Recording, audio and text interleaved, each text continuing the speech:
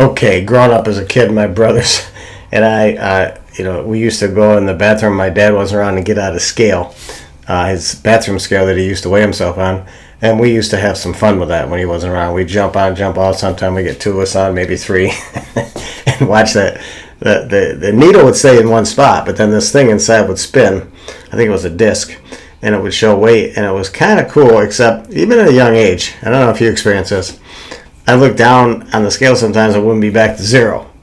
So probably wasn't the most accurate tool out there. And analog scales, if you want to call them, I guess that's the name would be now, they worked on a spring system, and the newer ones are pretty fancy. They work on a whole different technology, and I want to make sure I get this term straight. It's called strain gauge load cell technology. So there's a bunch of cells, sensor cells in here that work on strain. This is a digital scale. Look how small it is. And you notice I'm pressing on it and nothing's happening. Well, this is not going to light up until you put the full weight on it, but it does a lot more than that. The strain gauge load technology is kind of cool, but there's something else in there called, I got to get this right too, it's called bioelectric impedance analyzer. Big fancy schmancy word, right? What that means is it analyzes a lot more than just your weight. And that's why I think you need to have one, because it's really going to make you understand a lot more about your weight loss, that there's some other factors to consider when you're doing that. So I think sometimes we get too caught up in just that number of weight. So let me talk about this, then we're going to end up with what I think about how often you should be weighing and what you should be looking for. So what this does, because of the bioelectric impedance analyzer, it gives me my weight, and based on the weight it can also calculate my BMI, your body mass index. Very important number. Your doctor's going to want to know that number, and you're going to want to know that number because you want to see that number go down below 24.5 if you can, because that's considered normal weight.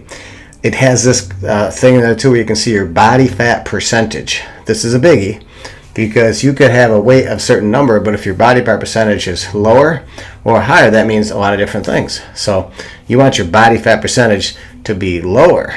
So that's very important. It also does your fat-free body weight. It'll show you your subcutaneous fat level, or an estimate. Is it 100% accurate? I don't know.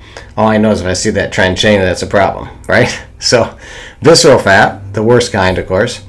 Body water percentage. It can tell that because of that bioelectric analyzer, the impedance analyzer. It has that way of figuring that out. How about this one? Skeletal muscle. Now, this one blew me away. It can tell actually how much skeletal muscle percentage I have. Huge. And it also tells I believe it also has something in here for muscle mass, which I kept seeing that number go up, and I took a look at it. And the good thing is it was up higher in the athletic range, which means I got some muscle mass from working out. It's a good thing. So, all right, then let's end up and try to land this plane when it comes to scales. How often should you be weighing yourself? That's up to you. But I tell you what, because this thing records it in your Bluetooth, and because you have all that data, all that information in there, you can look at trends for the week as far back as you want to go. Mine, because this Bluetooth goes onto my software programs, like the Fit program, it goes into my software app that I have, Samsung Health.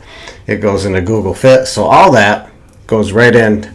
That data goes right in, so I can look at it in those programs too, those apps. So very important. But how often should you be weighing yourself? I would say 2 or 3 times a week minimum. And don't be alarmed sometimes if you step out from day to day and you're up like 3 pounds, because that happens to me quite often, especially when I work out a lot.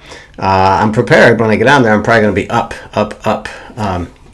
Usually water, sometimes glycogen, a lot of factors, but that can go up. That doesn't mean at the end of the week I'm not back down to where I was before or lower. So weigh yourself. Now, the other thing you want to think about with a scale is make sure you keep it, and I just found this out the hard way, keep it in the same spot. Don't move it around a lot, because it doesn't really like to move much. It likes to be in the same spot, and you may have to recalibrate if you move it a lot.